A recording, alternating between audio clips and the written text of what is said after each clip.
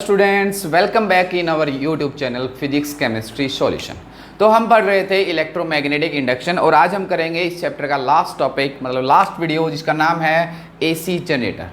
तो आज का टॉपिक हमारा क्या है? AC generator. This is very very very important topic according to board exam and also for competition exam. तो एसी जनरेटर होता क्या है, काम कैसे करता है, इसका प्रिंसिपल क्या होता है, वर्किंग क्या होती है और ये क्या जनरेट करता है और कैसे करता है, आज हम सब उसके बारे में जानेंगे। ठीक है, तो एसी जनरेटर क्या काम करता है? एसी मतलब अल्टरनेटिंग करंट।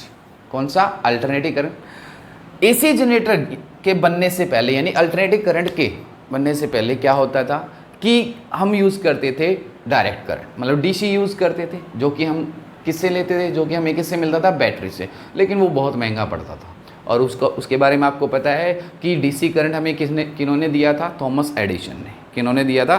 थॉमस एडिसन ने। उसके बाद एक शख्स आया, एक बहुत ही ब्रिलियंट माइंडेड, एक मैजिकल बंदा, जिन्होंने इस एसी करंट की इन्वेंशन की। उन्होंने बताया कि हम एसी करंट को भी बना सकते हैं, जिनका नाम था निकोलस टेस्ला। वो एक ऐसे माइंडेड बंदे थे, एक बार जो देख लेते थे, जो पढ़ लेते थे, वो सारी पिक्चर उनके दिमाग में सेट हो जाती थी। वो सारी की सारी पिक्चर उनके दिमाग में सेट हो जाती। तो एसी करंट हमें किन्होंने दिया? निकोलस टेस्ला ने। कैसे दिया और कैसे बनाया, आज हम वो पढ़ेंगे। तो सबसे पहले ये जो टॉपिक है, अकॉर्डिंग टू बोर्ड एग्ज़ाम, ये टॉपिक जब भी आता है तो most of the time 5 marks में आता है। और 5 मार्क्स के क्वेश्चन को कैसे लिखना होता है, कैसे स्टार्ट करना होता है कि हमें पूरे मार्क्स मिले। तो आज मैं आपको वो सारी चीज़ें बताऊंगा कि आपको लिखना कैसे, ताकि आपको 5 आउट ऑफ 5 मार्क्स मिले। आपको हर चीज़ को ध्यान से सुनना है। ठीक है, तो आइए स्टार्ट करते हैं। AC generator. एसी का मतलब क्या होता है? Alternating current. ठीक है, जनरेटर मतलब जो अल्टरनेट करंट को जनरेट करता है, बनाता है। ठीक है, तो सबसे पहले इसका इंट्रोडक्शन, फर्स्ट पॉइंट।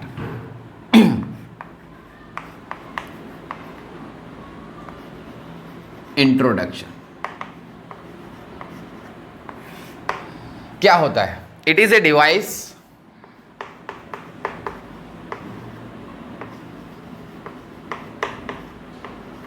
which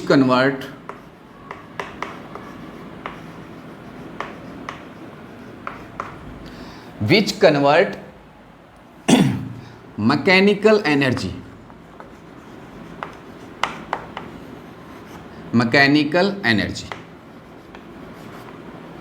देखिए, जो हमें एसी अल्टरनेटिव करंट मिलता है, वो होती क्या है रियल में? हम क्या यूज़ करते हैं? Electrical energy. उसको हम क्या बोलते हैं? Electrical energy. और जो कन्वर्जन होता है, जो हमें इलेक्ट्रिकल एनर्जी मिलती है, वो हमें मिलती कहाँ से है? क्योंकि हमें पता है कि हम एनर्जी को ना तो बना सकते और ना ही हम ख़त्म कर सकते। तो जो हमें वो इलेक्ट्रिकल एनर्जी मिलती है, ज़रूर किसी दूसरी टाइप की एनर्जी से वो हमें मिलती होगी। तो वो एसी जनरेटर क्या करता है? मैकेनिकल एनर्जी को किस में कन्वर्ट करता है? Electrical energy.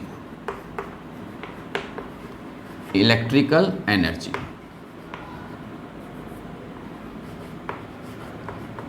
In the form of, कैसे? In the form of alternating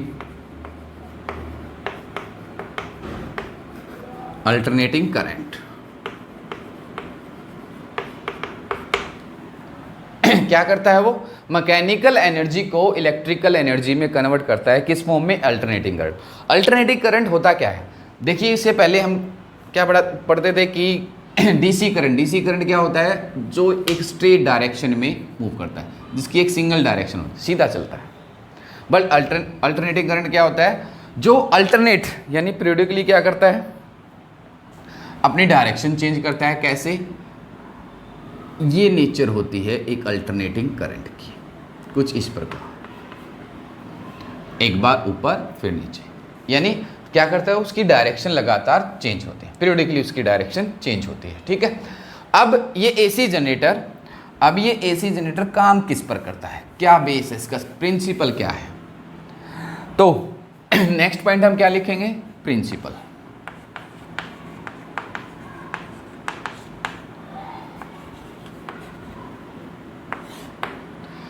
किस पर बेस्ड है ये, किस पर बेस्ड है कि हम करंट बनाते कैसे हैं।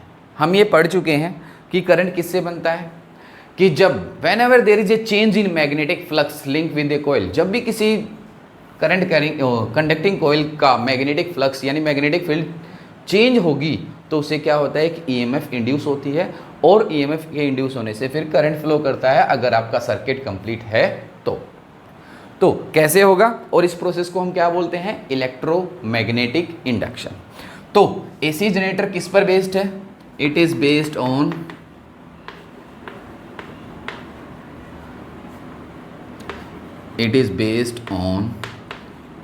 इलेक्ट्रोमैग्नेटिक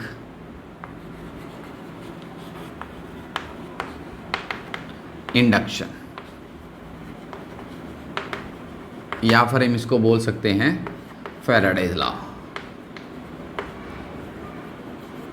फैराडेज लॉ उन पर बेस्ड होता है। वो क्या बोलता है, जब भी किसी लिंक से जब भी किसी कोयल से लिंक होने वाला फ्लक्स मैग्नेटिक फ्लक्स चेंज होगा तब क्या होगा, उसके अंदर एक ईएमएफ इंड्यूस होगी और उस ईएमएफ के कारण क्या होगा, करंट फ्लो होता है।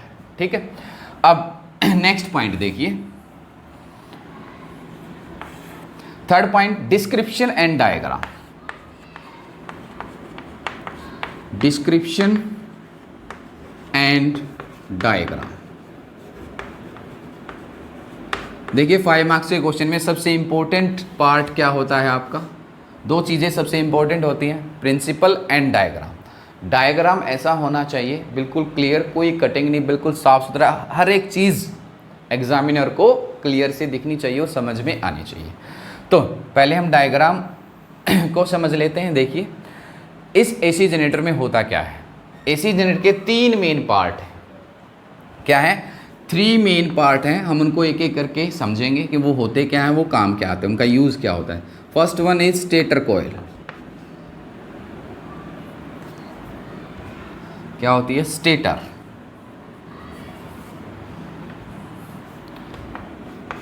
स्टेटर कॉइल, या फिर हम इनको बोल सकते हैं इलेक्ट्रोमैग्नेट्स। इलेक्ट्रोमैग्नेट्स, ठीक है।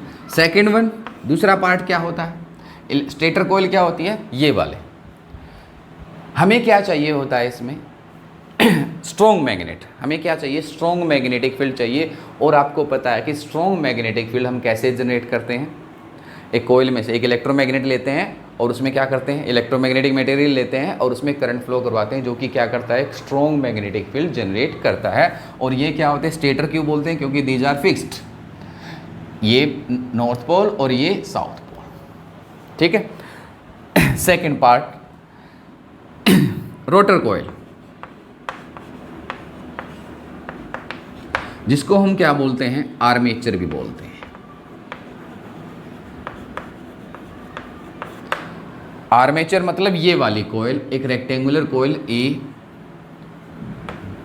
बी, ये वाली सी रोटर कोयल। रोटर मतलब जो रोटेट करती है, और ये रोटेट कैसे करती है, देखिए इस कोयल को, ये कोयल एक शाफ्ट के थ्रू ऊपर किससे जुड़ी होती है, टरबाइन से। जब वो टरबाइन घूमती है, कैसे घूमती है, this is not our part, but आपकी जानकारी के लिए बता दें कि टरबाइन को घुमाने के अलग अलग मेथड होते हैं, कोई स्टीम से, कोई हीट से, कोई इंजन से, या फिर कोई पानी की एनर्जी से उसको टरबाइन को घुमाता है। टरबाइन घूमेगी तो ये साफ्ट भी घूमेगी, और साफ्ट की घूमेगी तो क्या होगा, ये जो कोयल है ये भी ऐसे घूमना स्टार्ट कर देगी। और जब ये घूमेगी, ये घूमती है, इसलिए इसको क्या बोलते हैं, रोटर कोयल, या फिर हम इसको क्या बोलते हैं, आर्मेचर। रेक्टेंगुलर कोयल हम इसको यूज़ करते हैं। ये जो कोयल होते हैं इसके ऊपर हम क्या करते हैं, ये जो रेक्टेंगुलर शेप होती है इसके ऊपर हम क्या करते हैं, वायर को लपेट देते हैं, कोयल, इसको क्या बना देते हैं, कोयल। ठीक है। अब ABCD एक रेक्टेंगुलर कोयल, ठीक है। रेक्टेंगुलर कोयल के जो नीचे वाला पार्ट होता है, ये जो 2 वायर होती हैं, ये फिर आगे एक हमारे थर्ड पार्ट से कनेक्टेड होती है, जिसको हम क्या बोलते हैं, कम्यूटेटर। कम्यूटेटर, जिसके अंदर क्या आते हैं, हमारे slip rings and brushes, carbon brush. इसके अंदर क्या आता है हमारा, ये स्लिप रिंग, ये स्लिप रिंग। देखिए क्या होता है कि स्लिप रिंग हम क्यों यूज़ करते हैं, क्या इनका यूज़ क्या है, ये हमारे क्या काम आते हैं। जैसे ये क्या किया, इस कोयल से हमने क्या लिया, 2 वायर लाई और इसको हम बाहर निकालते हैं। जब ये कोयल रोटेट करेगी तो इसका क्या होगा, मैग्नेटिक फ्लक्स चेंज होगा। मैग्नेटिक फ्लक्स के चेंज होने से ये इसमें ईएमएफ इंड्यूस होगी और करंट फ्लो होगा, और उस करंट को हमें बाहर निकालने के लिए, हम यूज़ करने के लिए इस 2 वायर लेते हैं और बाहर निकाल लेते हैं। लेकिन जैसे जैसे ये कोयल घूमेगी वैसे वैसे, अगर हमने 2 टर्मिनल से 2 वायर बाहर निकाली तो वैसे वैसे वो भी साथ घूमेगी, और इससे क्या होगा, वो तारे उलझ जाएंगी। तो हम इनको यूज़ कैसे करेंगे, तो हम कुछ ऐसा सिस्टम बनाते हैं कि वो वायर उलझे ना और हमें करंट भी प्रॉपर मिले। और उसके लिए हम क्या करते हैं, ये मेटेलिक रिंग, क्या करते हैं, स्लिप रिंग। स्लिप रिंग क्या होता है, देखिए एक वायर को हम क्या करते हैं, 2 रिंग हम यूज़ करते हैं, ये R1 और ये R2। एक वायर इसमें ऐसे, ये होते कैसे हैं, देखिए मैं आपको बताता हूँ ये होते कैसे हैं, ये क्या शेप होती है इनकी। 1 मिनट होल्ड कीजिए। जैसे ये एक वायर है, ये स्लिप रिंग कुछ इस तरह का होता है, और ये जब स्लिप रिंग, मान लीजिए हमने एक बार इससे अटैच कर दी, यहाँ जोड़ दी इससे, तो जब ये घूमेंगे तो साथ साथ ये यहाँ पर अटैच कर दी। दूसरी जो वायर है ये वाली, दूसरी इसके अंदर से लेकर, इसके अंदर से क्या किया हमने, दूसरे वाले रिंग्स के साथ अटैच कर दी। तो जब ये घूमेगा, दोनों घूमेंगी साथ साथ, दोनों रिंग घूमेंगे, और जब ये घूमेगा तो ये साथ साथ घूमेगा, ऐसे, ये ऐसे घूमेगा। ये रिंग क्या होगा, ऐसे इसमें घूमेगा। तो क्या होगा, जब ये कोयल घूमेगी तो ये वाला घूम के साथ, जैसे ये वाली वायर इस तरफ है, तो जब कोयल घूमेगी, जैसे जैसे कोयल घूमेगी वैसे वैसे ये रिंग भी घूमेगा, और वो फिर इस डायरेक्शन में आ जाएगा। ये वाला इस डायरेक्शन इस तरफ आ जाएगा घूमकर, और ये वाला, ये देखिए ये ऐसे आ जाएगा। पहले ये ऐसे था, फिर ये वाला पार्ट घूमकर आपका ऐसे आ जाएगा। ठीक है, इससे क्या होगा, ये कनेक्शन बना रहेगा किसके साथ, रिंग के साथ। मेटेलिक है, कंडक्टिंग है, और इसके साथ हम क्या करते हैं, रिंग के साथ हम क्या जोड़ देते हैं, 2 क्या लगाते हैं, कार्बन के ब्रश।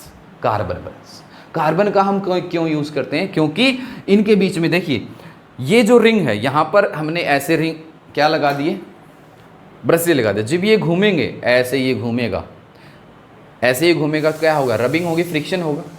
तो कार्बन का, ग्रेफाइट का हम यूज़ करते हैं नॉर्मली, क्योंकि उसके अंदर क्या होता है, फ्रिक्शन बहुत कम होता है, और ग्रेफाइट एक बहुत अच्छा कंडक्टर भी मानते हैं। इसलिए जो देखिए, जो करंट आया इस रिंग के साथ, इस वायर में ऐसे अटैच था, ये कंडक्टिंग करंट, ये करंट, फिर ये करंट आया यहाँ से, और करंट इसके थ्रू, B2 के थ्रू हम ऐसे बाहर निकाल लेते हैं। क्योंकि ग्रेफाइट भी कैसा, जो ब्रश होते हैं जिसके कार्बन के बने होते हैं, वो भी एक अच्छा कंडक्टर माना जाता है। तो कंडक्टिंग हुआ तो पूरा का पूरा करंट हमें चाहिए, पूरा का पूरा करंट चाहिए, तो हम उसको बाहर निकाल लेते हैं। एक टर्मिनल इससे बनाते हैं ब्रश, एक ब्रश से, दूसरा इससे। ठीक है, तो जब ये घूमता है तो इस प्रकार ये काम क्या करते हैं। अब ये कार्बन ब्रश और स्लिप रिंग तो क्या करते हैं, वायर को, जो वायर होते हैं, जो 2 वायर उनको साथ साथ घुमाते हैं, और क्या होता है उनका कनेक्शन। और कार्बन ब्रश क्या करते हैं, इस वायर से इसका कनेक्शन बनाए रखते हैं ताकि करंट हमें पूरा मिलता रहे। ठीक है, और कार्बन क्यों यूज़ करते हैं स्लिप रिंग, क्योंकि क्या होता है, एक तो उनका फ्रिक्शन बहुत कम होता है, और दूसरी बात, जब करंट फ्लो होगा, करंट के फ्लो होने से क्या होता है, हीट भी प्रोड्यूस होती है, तो ये गर्म भी बहुत कम होते हैं, इतने ज़्यादा गर्म नहीं होते। ठीक है, तो उनका रेजिस्टेंस क्या है, चेंज नहीं होता। तो ये है डिस्क्रिप्शन, इसमें 3 मेन पार्ट हमने पढ़े, मैग्नेट फर्स्ट पार्ट, सेकंड ये कोयल, थर्ड पार्ट ये कम्यूटेटर। का मतलब क्या है, ये आपका कनेक्शन बनाए रखता है, चेंज करता है। ये वाला इसका कनेक्शन टूट नहीं देता, ये ऐसे घूमता रहता है, इसलिए ये क्या करता है, इसको बोलते हैं कम्यूटेट करना, इसलिए इसका नाम क्या रखा गया, कम्यूटेटर, जिसके अंदर क्या आते हैं, स्लिप रिंग और ब्रश। और फिर उसके बाद ये जो वायर है हमने बाहर निकाल लिया, और ये हमारा किससे कनेक्ट कर दिया, जो भी हमारा एक्सटर्नल सर्किट है, जहाँ भी हमें इस करंट को यूज़ करना है उसके साथ हम इसको कनेक्ट कर देते हैं, जिसको हम क्या बोलते हैं, एक्सटर्नल सर्किट। क्या बोलते हैं, एक्सटर्नल सर्किट। ठीक है, तो ये है डिस्क्रिप्शन एंड डायग्राम। जब आप लिखोगे एग्जाम में, जब आप लिखोगे तो आपको करना है क्या, स्टेटर कॉइल की हेडिंग बनानी है। उसके बाद क्या करना है, इसके बारे में 2 लाइन लिखनी है कि ये होता क्या है, ये मैग्नेट हम कौन से यूज़ करते हैं क्या, और कैसी मैग्नेटिक फील्ड बनाते हैं, या फिर हमें कैसी मैग्नेटिक फील्ड चाहिए, रोटर कॉइल, आर्मेचर के बारे में 2 लाइन। तो इन तीनों के बारे में हम 1-1, 2-2 लाइन जरूर लिखें। ठीक है, तो एक बार इसको नोट करिए, फिर हम देखते हैं कि एसी जनरेटर काम कैसे करता है, इसकी वर्किंग के बारे में नोट करिए जल्दी। तो आइए अब हम इसकी वर्किंग देखते हैं कि एसी जनरेटर काम कैसे करता है। तो सबसे पहले क्या करते हैं, वर्किंग के लिए क्या करना पड़ेगा। देखिए कोयल कहाँ है, सोचिए नॉर्थ, ये 2 मैग्नेट हैं और मैग्नेटिक फील्ड की डायरेक्शन क्या होती है, मैग्नेटिक फील्ड बी की डायरेक्शन क्या होती है, नॉर्थ टू साउथ। ठीक है, ये एक कोयल है, ये कोयल कैसे रखी है, सोचिए ये 2 मैग्नेट हैं और ये 2 मैग्नेट हैं नॉर्थ साउथ, और ये कोयल आपकी ऐसे रखी है, ठीक है। और फिर जैसे ही हम क्या करते हैं, ऊपर से हम टरबाइन को घुमाते हैं, कोयल को घुमाया जाता है with the help of turbine, क्योंकि जब टरबाइन घूमेगी तो ये साफ्ट घूमेगी तो उसके साथ साथ क्या होगा, ये कोयल ऐसे घूमना स्टार्ट कर देगी। और जब ये कोयल घूमेगी तो देखिए पहले जो मैग्नेटिक फील्ड लाइन ऐसे जा रही थी, ठीक है। फिर जब ये कोयल घूमेगी तो इससे लिंक होने वाली मैग्नेटिक फील्ड लाइंस चेंज होंगी। मान लो पहले ऐसे थी, फॉर एग्जांपल ऐसे हैं, तो कितनी फील्ड लाइन लिंक हो रही होंगी, कुछ नहीं। लेकिन जब ये घूमेगी तो लिंक होना शुरू हो जाए, 0 से 1 2 3 4 5 6 7 8 9, ये ऐसे आएगी तो सारी मैक्सिमम क्या होगी, मैग्नेटिक फील्ड लाइन लिंक होगी। फिर ये आएगी, फिर क्या होगा, डिक्रीज होगी। क्या डिक्रीज होगा, magnetic flux link with the coil. फिर ये ऐसे घूमते रहेगा और इस प्रकार इसका मैग्नेटिक फ्लक्स लगातार चेंज होता रहेगा। कॉन्टिन्यूसली क्या होगा, फ्लक्स चेंज होता रहेगा, और फ्लक्स के चेंज होने के कारण इस कोयल में क्या होगा, एक ईएमएफ इंड्यूस होगी, और ईएमएफ इंड्यूस होगी तो क्या होगा, करंट फ्लो होगा। अगर आपका सर्किट कंप्लीट है तो, और हमने सर्किट को कंप्लीट कर रखा है, क्या कर रखा है, सर्किट को कंप्लीट कर रखा है, तो करंट की डायरेक्शन क्या होगी, कैसे करंट फ्लो करेगा। तो सोचिए करंट की डायरेक्शन, इलेक्ट्रोमैग्नेटिक इंडक्शन, ईएमआई में हम करंट की डायरेक्शन निकालने के लिए कौन सा तरीका हम यूज़ करते हैं, आपको पता है कौन सा, राइट हैंड रूल।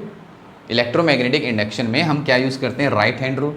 तो राइट हैंड रूल हम यूज़ करके क्या कर सकते हैं, करंट की डायरेक्शन निकाल सकते हैं। क्या करते हैं, करंट की डायरेक्शन निकाल सकते हैं। जैसे अगर ये कोयल यहाँ पर है और हम इसको ऐसे घुमाते हैं, देखो राइट हैंड यूज़ करो, क्या होंगे तीनों, एक thumb, index finger, middle finger. Thumb हमें क्या बताता है, फोर्स, ये क्या बताता है, मैग्नेटिक फील्ड, और ये डायरेक्शन ऑफ करंट, ठीक है।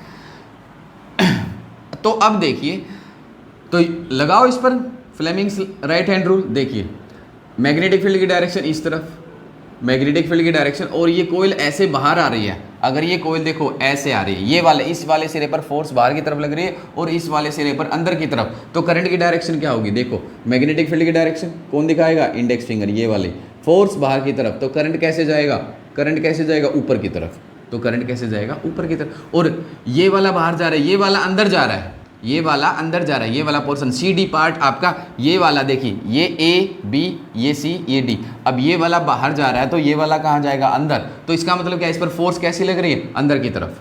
कैसे लग रही है, अंदर की तरफ। एफ अंदर, मैग्नेटिक फील्ड की डायरेक्शन ये, और करंट की डायरेक्शन क्या होगी, नीचे की तरफ, ये वाली डायरेक्शन। तो ए टू बी करंट ऐसे और फिर ऐसे। उसके बाद जब ये कोयल ऐसे घूम कर ऐसे आएगी तो ये वाला पार्ट इधर जाएगा, अब इस वाले पार्ट पर फोर्स बाहर की तरफ रही, लेकिन जब ये ऐसे थी, अब ये घूमकर ऐसे हो गई, तो ये वाला पार्ट अंदर जाएगा फोर्स, तो क्या होगा, इसकी करंट की डायरेक्शन क्या हो जाएगी। इस वाले पार्ट में पहले ऊपर की तरफ करंट फ्लो हो रही थी, लेकिन जैसे ये घूमता है हाफ सर्कल के बाद, हाफ क्या रोटेशन के बाद, ऐसे यहाँ पर आते ही क्या होगा, फोर्स की डायरेक्शन चेंज होगी, और फोर्स की डायरेक्शन चेंज होगी तो क्या होगा, करंट की डायरेक्शन भी चेंज हो जाएगी। जो ईएमएफ इंड्यूस होगी उसकी डायरेक्शन भी चेंज होगी। तो उसके बाद ये वाला पार्ट जब यहाँ आएगा तो इसमें करंट कैसे फ्लो होगी, नीचे की तरफ, और ये वाला पार्ट जब घूमकर यहाँ आएगा तो इसमें करंट कैसे फ्लो होगी, ऊपर की तरफ। तो इस प्रकार ईएमएफ इंड्यूस होती है और फिर करंट फ्लो होता है, ठीक है। और जो ये करंट फ्लो होगा, इस करंट को हम इन वायर्स के थ्रू, जो कि स्लिप रिंग से अटैच है, स्लिप रिंग से दो, स्लिप रिंग किससे अटैच है, स्लिप रिंग के साथ 2 ब्रशेज हैं और उनसे हमने 2 वायर निकालकर बाहर हमने एक्सटर्नल सर्किट में जोड़ रखा है। तो इस प्रकार ये एसी जनरेटर काम करता है। जैसे जैसे कॉइल घूमते रहेगी ईएमएफ बनती रहेगी और करंट बनता रहेगा, ठीक है। तो आइए हम इसकी वर्किंग को थोड़ा वर्ड्स में नोट कर लेते हैं। तो सबसे पहला स्टेप क्या करना होता है, सबसे प्राइमरी रिक्वायरमेंट क्या है, कॉइल रोटेट करनी चाहिए। क्या करनी चाहिए, कॉइल। तो कॉइल इज फर्स्ट, सबसे पहला the coil is rotated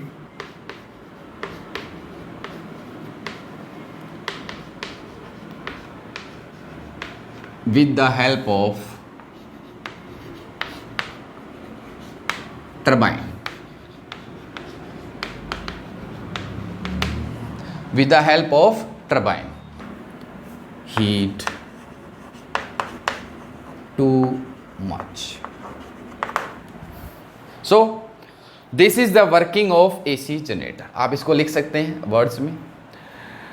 last में एक ये पॉइंट और ऐड है कि हम कार्बन के ही ब्रश हम क्यों यूज़ करते हैं, इसको मैंने आपको बताया भी था, क्योंकि इससे रिंग और कार्बन ब्रश के बीच में फ्रिक्शन जो होता है वो मिनिमम होता है। फ्रिक्शन ज़्यादा नहीं होता, फ्रिक्शन नहीं होगा तो क्या होगा, हीट भी ज़्यादा जनरेट नहीं होगी और कार्बन एक अच्छा कंडक्टर माना जाता है, जिसकी हेल्प से हम क्या करते हैं, इसके अंदर फ्लो होने वाले करंट को हम बाहर निकाल सकते हैं। कंप्लीट पूरा करंट हम इसमें यूज़ कर सकते हैं, ठीक है। तो दिस इज़ द वर्किंग। देखिए वर्किंग को मैं एक बार बोल देता हूँ।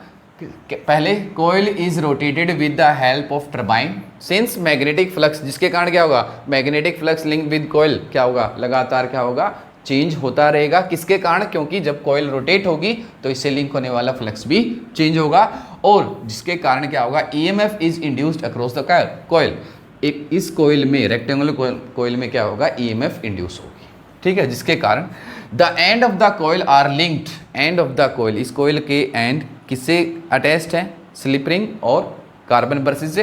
And of the coil are linked to 2 coaxial ring, 2 ring से R1 और R2 से अटैच्ड है, ठीक है।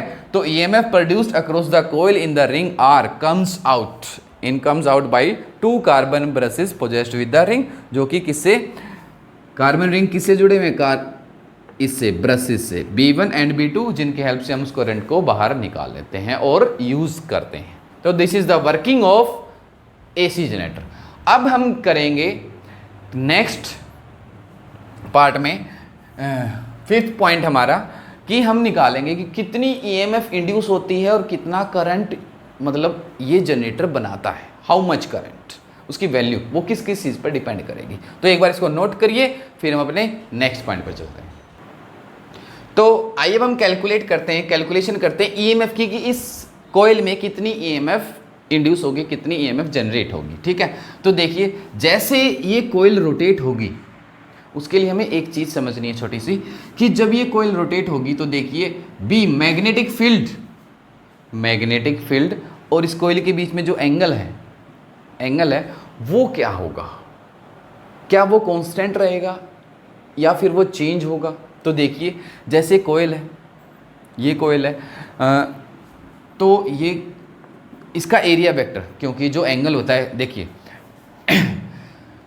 मैग्नेटिक फ्लक्स इस कॉइल से कितना लिंक होगा, वो किस चीज़ पर, वो कितना होता है, उसका फॉर्मूला क्या होता है, देखिए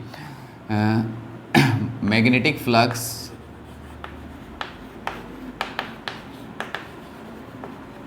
लिंक विद द कॉइल, क्या फॉर्मूला होता है, phi B is equal to B dot A, और ये किसके इक्वल होता है, इसका magnitude B A cos theta, किसके इक्वल होता है, बी ए कॉस थीटा। ये थीटा क्या होता है, ये थीटा किस किस के बीच में होता है, बी मैग्नेटिक फील्ड की डायरेक्शन क्या है, ये वाली, और ए मतलब एरिया वेक्टर, किसका एरिया वेक्टर, कोयल का एरिया। अब एरिया वेक्टर क्या होता है, मान लीजिए ये कोयल है तो ये इसकी सरफेस है, तो एरिया वेक्टर क्या होता है, हमेशा इसके परपेंडिकुलर होता है। क्या होता है, परपेंडिकुलर। तो मान लीजिए ये मैग्नेटिक फील्ड है और ये कोयल थोड़ी सी ऐसी है, तो ये किसके साथ मान लेते हैं, यहाँ पर इसका एरिया वेक्टर बनता है, थोड़ी सी टेढ़ी मान लेते हैं इसको, और ये एरिया वेक्टर, ये एरिया वेक्टर, ठीक है। इनके बीच में एक पर्टिकुलर एंगल होगा। तो जैसे जैसे देखो, जैसे जैसे ये कोयल चेंज होगी, कोयल घूमेगी, रोटेट करेगी, देखिए मान लीजिए मैग्नेटिक फील्ड है इस तरफ, ये है कोयल, तो इसका एरिया वेक्टर कैसे है, ऐसे बाहर की तरफ, ऐसे बाहर की तरफ, ठीक है। तो जैसे जैसे ये कोयल घूमेगी वैसे वैसे ये एरिया वेक्टर, अब इन दोनों के बीच में कितना एंगल है, 90, मैग्नेटिक फील्ड की डायरेक्शन ये और एरिया वेक्टर की इस तरफ, तो एंगल कितना 90। मैग्नेटिक फील्ड की डायरेक्शन तो यही रहेगी, बट जैसे जैसे कोयल घूमेगी वैसे वैसे बी और एरिया वेक्टर के बीच का एंगल चेंज होगा, चेंज होता रहेगा लगातार। अब ये रोटेट होते रहेगी और ये एंगल लगातार इसका चेंज होता रहेगा। तो थीटा आपका क्या है, यहाँ पर कांस्टेंट नहीं है, लगातार ये चेंज होता रहेगा, ठीक है। अब जो कि ये रोटेट कर रहा है तो हम इसको किस टर्म में एक्सप्रेस कर सकते हैं, एंगुलर वेलोसिटी, किस टर्म में, और उसका रिलेशन हमें पता है थीटा किसके इक्वल होता है, ओमेगा टी। थीटा चेंज हो रहा है with respect to time, theta is equal to omega t, तो हम इसको क्या लिख सकते हैं, B A cos omega t, ठीक है। अगर इस कोयल में n नंबर ऑफ टर्न्स हैं, ये एक फॉर्मूला किसके लिए, फॉर 1 टर्न, तो phi B is equal to क्या हो जाएगा, N B A cos omega t, cos omega t. अब ठीक है, ओमेगा टी यानी थीटा आपका चेंज हो रहा है। अब निकालना क्या है हमें कैलकुलेशन किसकी करनी, ईएमएफ की। तो ईएमएफ का फॉर्मूला क्या होता है, अकॉर्डिंग टू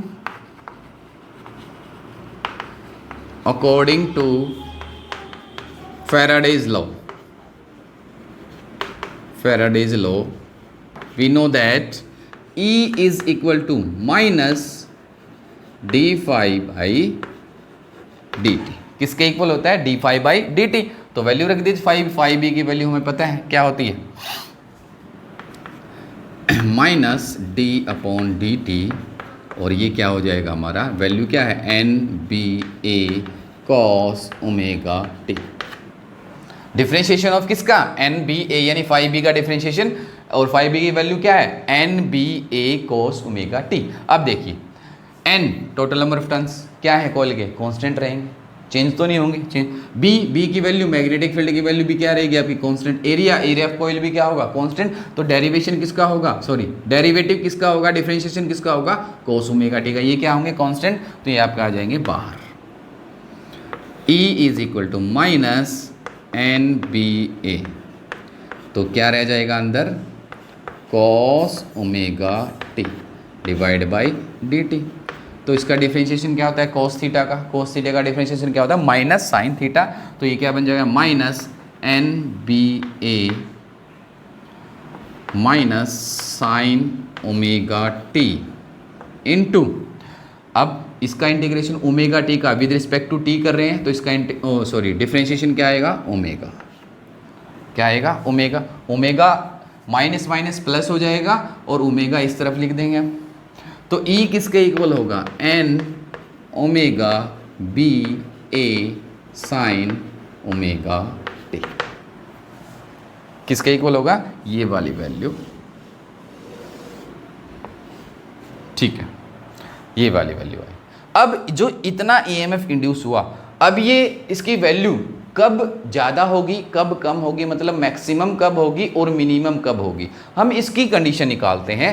तो वो किस चीज़ पर डिपेंड करेगा, थीटा पर। किस चीज़ पर डिपेंड करेगा, ओमेगा टी क्या है, थीटा।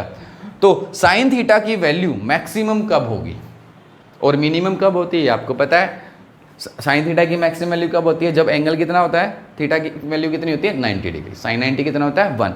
तो ये थीटा है किस किस के बीच में, मैग्नेटिक फील्ड और कोयल के एरिया वेक्टर के बीच में, कोयल के एरिया वेक्टर के बीच में, ठीक है। तो उसके हिसाब से हम इसकी वैल्यू निकालते हैं। तो मैक्सिमम वैल्यू, इफ कंडीशन हम लिख लेते हैं, देखो, इफ ई मैक्सिमम, हम ई की वैल्यू निकाल लेते हैं, ई नोट, वो वैल्यू क्या है, हम उसको क्या लिखते हैं, ई नोट। ये ई नोट का मतलब क्या है, मैक्सिमम वैल्यू ऑफ ईएमएफ किसके इक्वल होगी, N B N omega B A when sine omega t is equal to 1, और वो कब होगी, when theta is equal to 90, क्या होगी 90। ठीक है, तो उस केस में क्या हो जाएगी, आपकी ईएमएफ मैक्सिमम हो जाएगी। अब ई नोट की वैल्यू कितनी है, एन ओमेगा बी ए, ये वैल्यू आ गई। तो अब एन ओमेगा बी ई की जगह हम क्या यूज़ कर सकते हैं, तो E is equal to E naught N omega B A, sorry, इसकी जगह हम क्या यूज़ कर सकते हैं, E naught sine omega t. ये हमारे पास क्या आ गया, ईएमएफ। इतनी ईएमएफ एक एसी जनरेटर क्या करता है, इंड्यूस करता है। तो ये तो ईएमएफ आ गई। करंट किसके इक्वल होता है, नाउ करंट कौन सा, अल्टरनेटिंग करंट, आई किसके इक्वल होता है, हमें पता है I is equal to E by R. किसके इक्वल होता है, ईएमएफ बाई आर। तो ई की वैल्यू कितनी है हमारे पास, ई की वैल्यू कितनी है, E naught sine omega t divide by, इतना करंट हमें मिलेगा, इतना करंट हमें मिलेगा किससे, एक एसी जनरेटर से। ठीक है, इस ई नोट को हम एक नाम और देते हैं, इसको हम बोलते हैं पीक वैल्यू ऑफ, जो मैक्सिमम वैल्यू होगी उसको हम क्या यूज़ करेंगे, आगे नेक्स्ट चैप्टर जब हम पढ़ेंगे अल्टरनेटिंग करंट का, वहाँ पर हम मैक्सिमम वैल्यू नहीं करेंगे, हम क्या वर्ड यूज़ करेंगे, पीक वैल्यू ऑफ ईएमएफ, किसी की भी, ई नोट हो या आई नोट हो। ठीक है, पीक वैल्यू ई नोट। ठीक है, तो इतना करंट और इतनी ईएमएफ एक एसी जनरेटर इंड्यूस करता है। अब इसकी डायरेक्शन, ये करंट जैसे जैसे हमने बताया, मैंने आपको बताया था, जब ये कोयल रोटेट होगी, एक बार करंट इसमें कैसे फ्लो हो रहा है ऊपर की तरफ, लेकिन जब ये कोयल घूमेगी, घूमकर इधर जाती है, तो इसमें करंट क्या होगा, दूसरी डायरेक्शन में। तो ये डायरेक्शन कैसे चेंज होती है और कब होती है, इसका रीज़न क्या होता है वो हम देखेंगे। तो एक बार इसको नोट करिए, फिर हम नेक्स्ट में हम इसके ग्राफ की हेल्प से हम पढ़ते हैं कि कैसे करंट की डायरेक्शन चेंज होती है। तो आइए अब हम ग्राफ की हेल्प से समझते हैं कि करंट की डायरेक्शन क्या होगी। पिछले हमने क्या निकाला है, E is equal to E naught sine omega t. अब देखिए जो ईएमएफ है जो इंड्यूस होगी इसमें, वो थीटा के कारण यानी ओमेगा टी के कारण इसकी वैल्यू क्या होगी, लगातार चेंज होगी। थीटा चेंज होगा तो E की वैल्यू भी चेंज होगी। तो value of E is E keeps changing due to omega t, और जिसके कारण इसकी नेचर क्या हो जाती है, अल्टरनेटिंग। क्या हो जाती है, अल्टरनेटिंग। देखिए, अच्छा मान लेते हैं अब हम ग्राफ बनाते हैं, ग्राफ की हेल्प से हम समझते हैं कि क्या इसकी डायरेक्शन होगी, कैसे ये एक तरफ करंट फ्लो होगा, फिर कैसे उसकी डायरेक्शन, हम बोल रहे हैं ना कि अल्टरनेटिव, उसकी डायरेक्शन लगातार चेंज होती रहेगी, कैसे चेंज होगी, तो वो हम देखते हैं। देखो मान लेते हैं, देखो ये एक कोयल है, ये कोयल है, ठीक है, ये मैग्नेट, ये मैग्नेट, इसने घूमना स्टार्ट किया, यहाँ से घूमना स्टार्ट किया ऐसे, फिर ऐसे आया, क्या हो गया, हाफ रोटेशन, फिर ये घूमकर ऐसे आया, ये कंप्लीट रोटेशन, क्या हो गया, एक कंप्लीट ये वाला पार्ट घूमकर वापस इधर तक आ गया कोयल का। ठीक, इसमें इसके लिए हम मान लेते हैं कि एक रोटेशन कंप्लीट करने के लिए कोयल कितना टाइम लेती है, let time taken by the coil to complete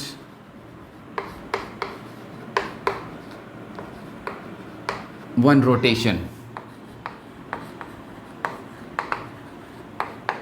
is क्या, टी मान लेते हैं कैपिटल, कि टी टाइम में वो कोयल घूमकर अपना एक रोटेशन कंप्लीट कर लेती है। तो इस दौरान जब वो एक चक्कर पूरा करती है टी टाइम में, T with respect to time क्या हुआ, थीटा लगातार चेंज हो रहा है। तो कैसे चेंज होता है, कैसे चेंज होता है? हम स्टार्टिंग में क्या मानते हैं कि कोयल ऐसी है, कैसी है? ऐसी। यहाँ पर एक मैग्नेट है, यहाँ पर दूसरा। मैग्नेटिक फील्ड की डायरेक्शन क्या है? ऐसी। तो इसका एरिया वेक्टर कैसा है? ऐसा। इसका एरिया वेक्टर कैसे है? इस तरफ। ठीक है, तो एंगल कितना हुआ एरिया वेक्टर और मैग्नेटिक फील्ड के बीच में? 0। कितना हुआ? 0। तो मान लेते हैं, देखो हम यहाँ पर बनाना शुरू करते हैं। फर्स्ट ये मैग्नेटिक फील्ड है, ठीक है, और कोयल ऐसे है स्टार्टिंग में, ऐसे, इस प्रकार। इसका एरिया वेक्टर किस तरफ होगा? एरिया वेक्टर, ये कोयल ऐसी है, ये क्या है आपका? बी। ठीक है, तो ओमेगा टी कितना हो जाएगा? 0, और ओमेगा टी कितना है? 0। एंगल कितना हो जाएगा? 0। ठीक है, ये starting t is equal to starting में 0, स्टार्टिंग में। उसके बाद अब देखो एक चीज़ और समझना, जब ये कोयल ऐसे थी तो ये घूमकर एक चक्कर पूरा करती है। तो जब ये कोयल घूमकर ऐसे आई तो कितने टाइम में आई होगी? क्योंकि पूरा ऐसे चक्कर काटकर टी टाइम में। तो ये कितना पार्ट हुआ इसका? यहाँ से यहाँ कितना हुआ? t/4। कितना हुआ? t/4। और जब जैसे ये आती है तो मैग्नेटिक फील्ड की डायरेक्शन ये और एरिया वेक्टर ऐसे, तो एंगल कितना हो जाता है? 90। कितना हो जाता है? 90। ठीक है, तो नेक्स्ट देखिए, ये आपकी बी, और कोयल कैसे हो जाती है? कोयल कैसे हो जाती है? ये जब ऐसे घूम रही है, मान लेते हैं ये ऐसे घूम रही, ये ऐसे थी, ये ऐसे घूम, ऐसे लेट गई, या फिर हम इसको मान लें कि वो ऐसे घूम रही है, ये ऐसे घूम रही, ये ऐसे। पहले क्या हमने ऐसे माना, फिर हमने ऐसे माना, ये कोयल ऐसे लेट गई, तो हम क्या मानते हैं? वो कोयल ऐसे हो गई, ये कोयल ऐसे हो गई, ये बी, और इसका एरिया वेक्टर कैसे होगा? ऊपर की तरफ। तो ओमेगा टी कितना हो गया? ओमेगा टी कितना हो गया? π/2, यानी 90 डिग्री। कितना हो गया? π/2। और कितना टाइम लगा? टाइम हम यहाँ पर लिख लेते हैं, ये इसका टाइम है 0, और यहाँ पर कितना टाइम हो गया? t/4, 1/4। उसके बाद नेक्स्ट पार्ट में जब ये ऐसे था, मान लो जब ये पहले कैसे थी? ऐसे, फिर ये ऐसे, फिर दोबारा से फिर कैसे? ऐसे। तो अब ये फिर ये ऐसे, क्या? बी, और फिर कोयल कैसे आ गई? ऐसे, फिर कोयल ये कैसे आ जाती है? यानी स्टार्टिंग में ऐसे, फिर ऐसे लेट गई, और फिर वापस हाफ रोटेशन के बाद ये ऐसे आ गई। ठीक है, तो ये आपका एरिया वेक्टर, ये बी। तो ओमेगा टी कितना हो गया? कितना हो गया? पाई, यानी घूमकर एंगल कितना होगा? क्या हो गया? ये मैग्नेटिक फील्ड और ये ऐसे घूमकर आई, तो उसके साथ एंगल कितना बनेगा? 180। और टाइम कितना हो गया हमारे पास? t/2। कितना हो गया? t/2। अब नेक्स्ट उसके बाद फिर जैसे हमने स्टार्टिंग यहाँ से की थी, फिर ये यहाँ गई थी, फिर यहाँ, अब उसके बाद फिर ये यहाँ। तो अब देखिए कैसे होगा। तो उसके बाद फिर ये कोयल क्या हो गई? लेट गई, लेकिन अपोजिट डायरेक्शन में। तो यहाँ पर ये बी, और एरिया वेक्टर क्या होगा इसका? इस डायरेक्शन में, और एंगल कितना हो जाएगा? Omega T. ओमेगा टी किसके इक्वल हो गया? 3π/2। किसके इक्वल हो गया? 3। और टाइम कितना हो गया? 3t/4। थर्ड फोर्थ 3/4 टाइम हो गया। ठीक है, उसके बाद नेक्स्ट हम यहाँ बना लेते हैं या फिर यहाँ बना लेते हैं। ठीक है, नेक्स्ट पार्ट में क्या होगा? ये बी की डायरेक्शन, और उसके बाद क्या होगा? ये वापस से क्या आ जाएगा आपका? कोयल ऐसे आ जाएगी, और एरिया वेक्टर ऐसे, सॉरी यहाँ पर एरिया वेक्टर कैसे बना था? ये यहाँ पर ऐसे नहीं, ये ऐसे बना था एरिया वेक्टर, और एंगल कितना हो गया था? 180। यहाँ पर कितना होगा? 180। ठीक है, अब दोबारा से, अब ये कितना आ गया हमारा? अब ये एंगल कितना हो गया वापस से? ये एरिया वेक्टर और ये बी, आपका एंगल कितना हो गया? 0। कितना हो गया? 2π, मतलब कितना होगा? घूम कर एक रोटेशन पूरा कर ओमेगा टी कितना हो गया? 2π। और टाइम कितना हो गया हमारा t, टाइम कितना हो गया t। तो इस प्रकार जब टाइम 0 था तो हमने कोयल को कैसे माना था, ऐसे, फिर वो घूमने लगी ऐसे हुई, फिर वो घूमने लगी फिर ऐसे हो गई फिर ऐसे हो गई, और एंगल आपका क्या होगा ओमेगा टी, लगातार चेंज होता जा रहा है। एक रोटेशन में देखिए कितनी बार चेंज हुआ, एक रोटेशन में कितनी बार चेंज हुआ। अब हम इसका एक ग्राफ बनाते हैं, हम इसका एक ग्राफ बनाते हैं। देखिए किस किस के बीच में ग्राफ बनाएंगे, ई और टी के बीच में, ई और टी के बीच में, ठीक है। तो ये 0 व्हेन 0, ये हम मान लेते हैं t/2, ठीक है। एक पॉइंट मान लेते हैं हम यहाँ पर t/4 और एक पॉइंट मान लेते हैं।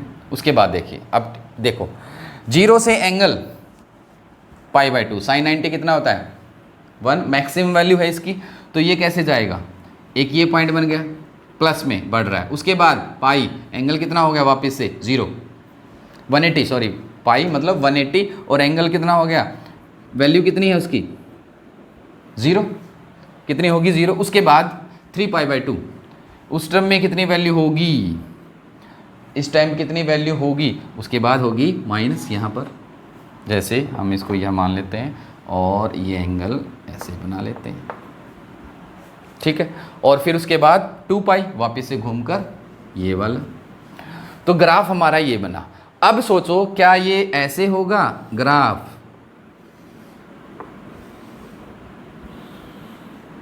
क्या ये ग्राफ ऐसे बनेगा, सोचिए, स्ट्रेट लाइन, एक ये बन गया एक ये बन गया, हमने यहाँ पर मिला दिया ये मिला दिया। लेकिन आप तो कहोगे सर अल्टरनेटिंग करंट के लिए तो साइनसोइडल ग्राफ बनता है, कैसा बनता है, साइनसोइडल ग्राफ बनता है, तो ये तो नहीं है। तो ये जो हमने π/2 एंगल पर आया है, ये एंगल कितना है हमारा, देखो ये टाइम है, हम इसको टाइम को यहाँ पर लिख लेते हैं t/4, ये वाला टाइम कितना है हमारा 3t/4, और ये वाला एंगल कितना है π/2, और ये वाला एंगल कितना है पाई, और ये वाला एंगल कितना है 3π/2, और ये कितना है 2π, ठीक है। अब देखिए क्या चेंज होता है, सोच के देखिए, जब हम क्या करते हैं, ये एंगल कितना है 90, हम इसके 3 पार्ट कर लेते हैं। देखो जब ये चेंज हो रहा था, जब ये कोयल ऐसे चेंज हो रही थी, एंगल कितना था दोनों कोयल के बीच, जब ये कोयल ऐसे थी 0 एंगल, अब ये ऐसे आ रही है, ये वाला एंगल कितना है 90, एरिया वेक्टर कैसे आ गया उसका ऐसे। तो इसके हम 3 पार्ट कर लेते हैं, 3 पार्ट कर सकते हैं 30 30 30। तो पहले वाला 30 ये, दूसरे वाला 30 ये, और तीसरे वाला 30 ये, ठीक है। तो सोचो साइन 30 पहले वाले में कितना EMF, मतलब हमारा एंगल, इसकी EMF की वैल्यू कितनी होगी, जब उसने एंगल कितना बनाया 30, सिर्फ कितना 30, साइन 30 की वैल्यू रख के देखिए, साइन 30 कितना होगा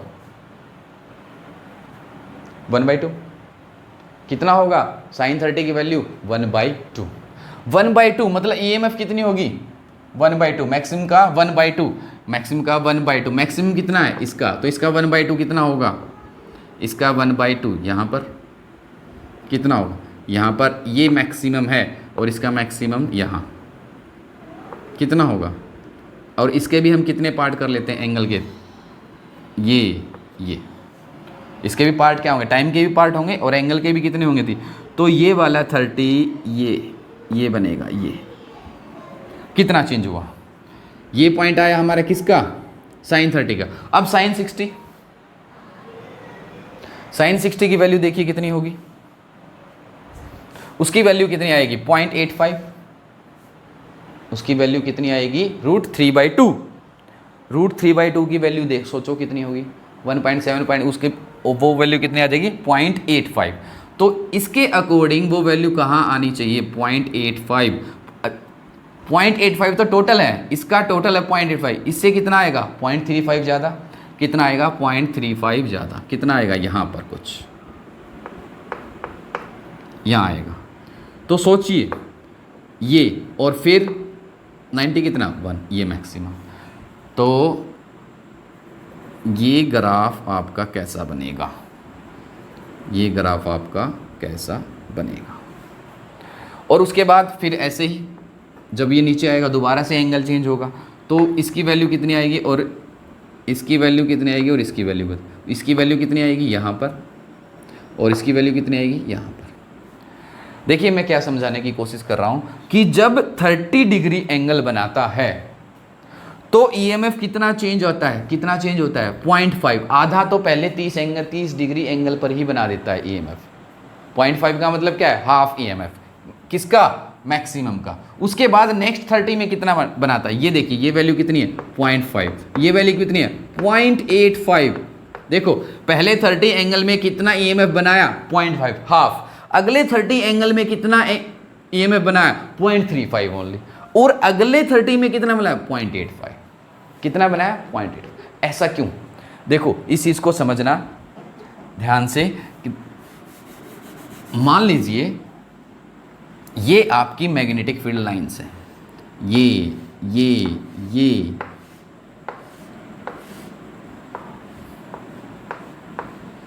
ये आपकी मैग्नेटिक फील्ड लाइन है, ठीक है। ये कोयल ऐसे है, एक कोयल आपके पास ऐसे है, ये सीधी है, ठीक है। अब जब ये कोयल सोचो यहां से ये 0 है, ये कोयल उठती है और एंगल बनाती है कितना, इसके 3 पार्ट कर लो, इसके 3 पार्ट 30 और ये। अब सोचो जब ये इसने 30 एंगल बनाया ऐसे, ये यहां से देखो ऐसे गया ऐसे, तो इसने कितनी लाइन को काटा,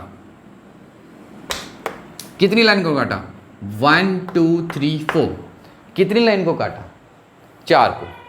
फॉर एग्जाम्पल के लिए कितनी काटता है 4 को। अगले 30 एंगल में ये तो इसने काट ही दी थी, अगले 30 एंगल में इसने कितनी लाइन को काटा 1 और 2, और उससे अगले में कितने को काटा 1 को, उसके अगले में नेक्स्ट 30 डिग्री एंगल में कितने को काटा 1 को। देखो पहले 30 डिग्री एंगल में ही इसने क्या किया, ये मैक्सिमम फ्लक्स इसका चेंज हो जाता है। काटने का मतलब क्या है, फ्लक्स का चेंज होना, उससे लिंक हो रहा है, क्या हो रहा है, लिंक हो रहा है। तो पहले 30 में क्या हो जाता है, आपका ज्यादातर फ्लक्स इस कोयल से लिंक हो जाता है, इसलिए पहले 30 डिग्री में sin 30 ये कितना है 0.5 ईएमएफ ये बना देता है, 0.5 ईएमएफ यानी हाफ ईएमएफ ये बना देता है। अगले 30 डिग्री में कितना बनाता है 0.5 से 0.85, 0.5 से 0.85 कितना बनाया 0.85 नहीं बनाया, 0.5 तो ऑलरेडी बन चुका था, कितना बनाया, इनका डिफरेंस क्या है 0.35, और अगले 30 में कितना बनाया 0.85 से 1 कितना 0.15 बनाया।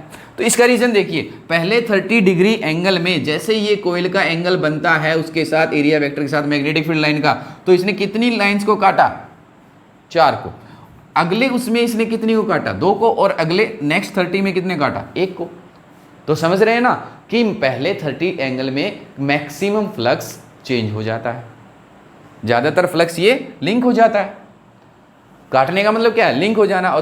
और ईएमएफ का फॉर्मूला क्या होता है, rate of change of magnetic flux, जितना ज्यादा होगा उतनी ही ज्यादा ईएमएफ बनाएगा, समझे। तो इस प्रकार ये प्रोसेस चलता रहता है। तो हमारा ग्राफ ये स्ट्रेट लाइन नहीं बनेगा, और हमारा ग्राफ कैसा बनेगा, साइनोसॉइडल। इस प्रकार यही रीजन होता है कि हमारा ग्राफ कैसा बनता है, साइनोसॉइडल।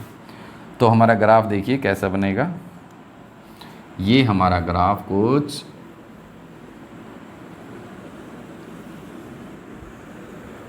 इस प्रकार बनेगा, ये हमारा ग्राफ कुछ इस प्रकार बनेगा, ठीक है। और इसको हम क्या बोलते हैं, साइनोसॉइडल ग्राफ। स्ट्रेट लाइन नहीं बनती क्योंकि इसकी वैल्यू एक जैसा चेंज नहीं होता, कॉन्स्टेंटली चेंज नहीं होता, अलग अलग वैल्यू चेंज होती है, पहले ज़्यादा फिर कम फिर उससे कम। तो इस प्रकार ये ग्राफ कैसा बनता है ये। अब इस ग्राफ में देखिए ध्यान से हो क्या रहा है, क्या चीज़ दिखाई दे रही है आपको, देखो ईएमएफ की वैल्यू क्या हो रही है, लगातार चेंज हो रही है due to change of omega t, मतलब थीटा के चेंज होने से क्या है, ई की वैल्यू लगातार चेंज हो रही है। बट डायरेक्शन देखिए, एक बार क्या करता है, करंट जाता है अपोजिट, ये प्लस हाफ साइकिल और ये आपका माइनस, एक बार जाता है फिर आता है फिर 0, फिर उसके बाद ये अपोजिट डायरेक्शन में जैसे क्या होगा, एक बार ये जाता है, ये मान लीजिए आपका क्या है 0 ओरिजिन, एक बार ये करंट जाता है इस डायरेक्शन में, फिर वापस आता है और फिर अपोजिट डायरेक्शन में जाता है। तो E की वैल्यू क्या हो रही है, E की वैल्यू क्या हो रही है आपकी, लगातार चेंज हो रही है। ठीक है, वैल्यू ऑफ E, देखो हम इसको यहां पर लिख लेते हैं, वैल्यू ऑफ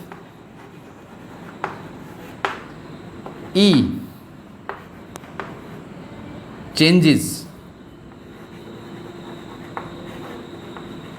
continuously,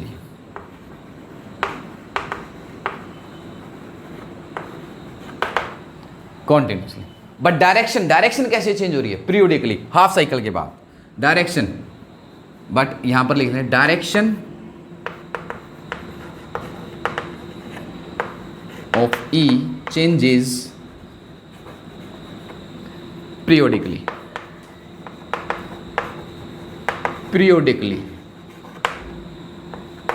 ठीक है। तो E की वैल्यू ऑफ E, देखो मैग्नीट्यूड जो है वो लगातार चेंज हो रहा है, कॉन्टिन्यूसली चेंज हो रहा है, बट डायरेक्शन देखिए, एक बार इधर गई वही डायरेक्शन, फिर वापस। तो AC करंट क्या करता है, इसको हम क्या बोलते हैं, अल्टरनेटिंग, यानी अल्टरनेट, पहले एक बार इधर जाता है फिर इधर, इसको हम क्या बोलते हैं, इस प्रकार के डायरेक्शन को क्या बोलते हैं, अल्टरनेट डायरेक्शन, और इसलिए इसको क्या नाम दिया गया है, अल्टरनेटिंग करंट। यानी ये क्या कर रहा है करंट, एक बार इधर एक बार इधर, क्या कर रहा है, ओसिलेट, क्या कर रहा है, ओसिलेट, वाइब्रेट कर रहा है, करंट यानी चार्जेस, एक बार इधर, यानी चार्जेस एक बार इधर जाता है फिर इधर जाता है। तो हमारे पास करंट आता कैसे है, तो हमारे पास आता कैसे, हम घरों में कौन सा करंट हम यूज़ करते हैं, हम घरों में AC करंट यूज़ करते हैं, लेकिन वो आता कैसे, मान लो पावर हाउस में ऐसे करंट बन रहा है, ये क्या हो रहा है, ऐसे ऐसे वाइब्रेट कर रहे हैं, तो वो जो चार्ज होगा, जो इलेक्ट्रॉन होगा, वो क्या करेगा, वो ऐसे ऐसे वाइब्रेट करता है, ऐसे ऐसे ऐसे ऐसे ऐसे वाइब्रेट करता है बहुत स्पीड में, क्योंकि फ्रीक्वेंसी कितनी होती है, हमारे इंडिया में फ्रीक्वेंसी कितनी होती है AC की, 50, यानी 1 सेकेंड में 50 बार वो इलेक्ट्रॉन ऐसे वाइब्रेट करता है। तो हमारे पास करंट कैसे है, वो तो वहीं पर वाइब्रेट कर रहा है, मूव थोड़ी नहीं कर रहा है, ये मूव थोड़ी नहीं कराता है कि चार्जेस, देखो AC का मतलब क्या है, एक बार इलेक्ट्रॉन इधर गया, क्योंकि करंट क्या होता है, फ्लो ऑफ इलेक्ट्रॉन, एक बार इधर गया फिर वो इधर जाता है, और वो ऐसे ही क्या करता है, ऑसिलेट करता रहता है। तो हमारे पास करंट आता कैसे है, करंट का मतलब क्या है, इलेक्ट्रिकल एनर्जी। तो हमारे पास करंट कैसे आता है, जब ये इलेक्ट्रॉन ऐसे ऐसे वाइब्रेट करना शुरू करता है, तो उसके साथ में बहुत सारे इलेक्ट्रॉन होंगे, ये वाइब्रेट कर रहा है, ये इसके साथ में है, तो ये क्या करेगा, ये इसको भी फोर्स लगाए, ये भी वाइब्रेट, ये क्या करेगा आगे। तो इस प्रकार ये क्या करते हैं, अपनी एनर्जी को एक इलेक्ट्रॉन से दूसरे इलेक्ट्रॉन में, दूसरे से तीसरे में, इस प्रकार ट्रांसफ़र करते रहते हैं, और हर एक चार्ज क्या, इलेक्ट्रॉन वाइब्रेट करता रहता है, और हमारे पास करंट आ जाता है, हमारे पास करंट आता है। ठीक है, तो इस प्रकार करंट की डायरेक्शन कैसे चेंज होती है, कैसे आता है, इसको हम क्या बोलते हैं, अल्टरनेटिंग करंट। तो हमारे को तो एक सवाल उठता है कि सर एक बार ऐसे ऐसे आता है तो करंट एक बार मैक्सिमम वैल्यू तक जाता है। देखिए करंट एक बार उसकी मैक्सिमम वैल्यू तक गया, फिर 0 हो गया। तो जब 0 हो गया, और हम ये भी बोल रहे हैं कि घरों में AC, जितने भी हमारे इलेक्ट्रिकल डिवाइस है, पंखा है, कूलर है, फ्रिज है, सब कुछ, सब किससे चलता है, मोस्टली क्या किससे चलते हैं, हमारे AC से चलते हैं। तो जब ये करंट एक बार मैक्सिमम एक बार मिनिमम 0 भी होता है, मतलब 0 मिनिमम मतलब 0 होता है, तो वो उस टाइम पर बंद क्यों नहीं होते, क्योंकि इसकी फ्रीक्वेंसी कितनी होती है, बहुत ज़्यादा। कितनी होती है, बहुत ज़्यादा होती है। जैसे ही वो बंद होने लगता है, उससे पहले वो शुरू हो जाता है। 1 सेकंड में 50 टाइम, मतलब 100 टाइम्स वो अपनी डायरेक्शन चेंज करता है। 1 सेकंड में 100 टाइम्स, एक बार ऊपर फिर नीचे, 1 सेकंड में, यानी 1 सेकंड में 100 बार, 1 सेकंड में 100 बार करंट अपनी डायरेक्शन चेंज करता है। तो सोचिए 1 सेकंड में 100 बार, जब तक आपने सोचा उसने 200 बार चेंज कर ली। तो और क्या होता है कि जैसे जो हमारा बल्ब होता है, जब करंट गया तो वो हीटअप होता है, गर्म होना शुरू हो जाता है, चमकने लगता है। तो गर्म होगी कोई चीज़, उसको ठंडा होने में टाइम लगता है, और इतनी देर में क्या होता है, इतनी देर में तो वो जो चार्जेस होंगे, जो कितनी बार वाइब्रेट हो जाता है, बहुत बार वाइब्रेट हो जाता है। इसलिए हमें क्या फ्लक्चुएटिंग नहीं मिलती, फ्लक्चुएटिंग नहीं होती। ठीक है। तो इस प्रकार एसी करंट। अब बात आती, अच्छा कोयल में देखिए, अब हमारे जैसे पावर हाउस से हमारे घरों तक करंट ये एसी आता कैसे है। और जैसे एक और चीज़ होती है कि जैसे हम बोलते हैं ना एक phase two, one phase, two phase, three phase current, ये क्या होता है। जैसे ये थ्री फेज़ करंट क्या होता है, टू फेज़ करंट क्या होता है, वन फेज़ करंट क्या होता है। तो हम क्या करते हैं पावर हाउस में, जो ये कोयल होती है, ये जो कोयल होती है, हमने क्या कर रखा है, इस जो रेक्टेंगुलर आर्मेचर होती है इसके ऊपर क्या कर रखा है, कोयल लपेट रखे, वायर, ऐसे एक कोयल बना दी। तो हम क्या करते हैं, उससे एक बार हम लपेटेंगे, एक कोयल बनाई, ठीक है, लेकिन हम क्या करते हैं एक और कोयल लपेट देते हैं, दूसरी कोयल, तो उससे क्या बनेगी, दो वायर और निकल जाएंगी। क्या बनेगी, दो वायर और निकल जाएंगे। जैसे एक हमने लपेटा वायर को, उसकी दो वायर निकली, किससे, इससे ये दो वायर निकली, एक और लपेट देते हैं, फिर एक और लपेट देते हैं। जितनी आप लपेटोगे, जितनी दो दो वायर निकलती रहेंगी, जितनी आप लपेटोगे उतने ही फेज हमें करंट के मिलते हैं, यानी हमें बहुत ज़्यादा करंट मिलता है। अब क्या करते हैं, देखिए उसमें होता क्या है, इसको नोट कर लीजिए, फिर मैं बताता हूँ one phase, two phase, three phase current क्या होता है। कर लो नोट, पॉज करके नोट कर लो, पॉज करके, ठीक है, पॉज कर लो फिर नोट कर लेना। देखिए क्या होता है, जैसे हम आपको ये कोयल जब आप देखोगे ऊपर से, ये कोयल आपको जब आप इसको ऊपर से देखोगे, ऊपर से हमें क्या दिखती है, ये एक कोयल दिखती है कुछ इस प्रकार, ये एक कोयल हमें दिखाई देती है कुछ इस प्रकार, ऐसे ऊपर वाला सिरा इस कोयल का ऐसे दिखाई देता है। तो हम क्या करते हैं, ये हमें एक कोयल है, ठीक है, ये हमें कैसा करंट देगी, वन फेज करंट। अब हमें क्या करना है, टू फेज, क्या करना है, टू फेज, डबल फेज। तो हम क्या करते हैं, इसके ऐसे कितने एंगल पर, 120 एंगल पर हम क्या करते हैं, एक कोयल और बना देते हैं। जब हमने दो कोयल बना दी ऐसे, तो ये क्या हो गया, दो वायर इससे आई थी, दो वायर इससे आ जाएंगी, ठीक है, ये टू फेज हो गया, करंट हमें ज़्यादा मिला। अब हम क्या करते हैं, इसके 120 एंगल पर एक कोयल और करते हैं, तो दो वायर इससे निकल जाएंगे, दो वायर इससे निकल जाएंगे। अब हम क्या करते हैं, ये दो दो वायर निकलते हैं, तो करंट को हमें कहाँ लेके जाना है, पावर हाउस से बहुत दूर दूर तक, एक शहर से दूसरे शहर, तीसरे शहर, चौथे शहर। तो हम क्या करते हैं, जो हमारे इलेक्ट्रिशियन क्या करते हैं कि एक वायर ये, एक वायर इसकी और एक वायर इसकी लेके, और इनको जोड़ के क्या करते हैं, धरती माता में गाड़ देते हैं, यानी क्या कर देते हैं, अर्थिंग कर देते हैं, अर्थ में गाड़ते हैं, कहाँ पर, पावर हाउस में। फिर हम क्या करते हैं, इन वायर्स को हम आगे दूसरे शहर में भेजते हैं। अब ये वायर्स तो आ गए हमारे पास, मान लो हमारे शहर में आ गए, ठीक है। अब बोलेंगे कितना करंट चाहिए, कैसा करंट चाहिए, वन फेज, ठीक है, एक वायर ले जाओ भाई। लेकिन करंट क्या होता है, लेकिन हम क्या समझते हैं, करंट तो हमेशा दो वायर में आता है। बोलेंगे भाई दूसरी वायर, करंट तो दो वायर चाहिए, दो चाहिए, तो बोलेगा दूसरी वायर क्या करो, धरती से निकाल लो, मतलब धरती से निकाल लें। तो क्या होता है कि जब अपने घर, आपके शहर में कोई लोकल जो एक सब स्टेशन होता है, तो वहाँ पर क्या होता है, अर्थ से वायर निकालते हैं, अर्थिंग करते हैं, और एक वायर जिसको हम क्या बोलते हैं, न्यूट्रल वायर। एक वायर जो आती है, अपने हाई वोल्टेज की तारे देखी होंगी पावर हाउस से आते हुई, एक शहर से दूसरे शहर जाते हैं, एक वायर वो और एक वायर वहाँ से अर्थ से निकालते हैं, और दो वायर आपके घर में आ जाते हैं। अगर आपको वन फेज, अब आपको होगी सर नहीं टू फेज चाहिए, टू फेज करंट चाहिए, तो क्या करेगा वो, एक और वायर आपको दे देगा, ले भाई दूसरी। थ्री फेज चाहिए तो तीसरी वायर भी आपके घर में पहुँचा देगा, लेकिन उनके लिए दूसरी वायर कहाँ से लेनी पड़ेगी, आपको अर्थ से। क्यों, हम अर्थिंग करते हैं, क्योंकि अर्थ का पोटेंशियल तो कितना मानते हैं, जीरो। क्या मानते हैं, जीरो, और इनका पोटेंशियल क्या होगा, वेरी हाई। जोड़ देते हैं, करंट कैसे फ्लो होता है, हाई टू लो पोटेंशियल। कैसे फ्लो होता है, हाई टू लो पोटेंशियल।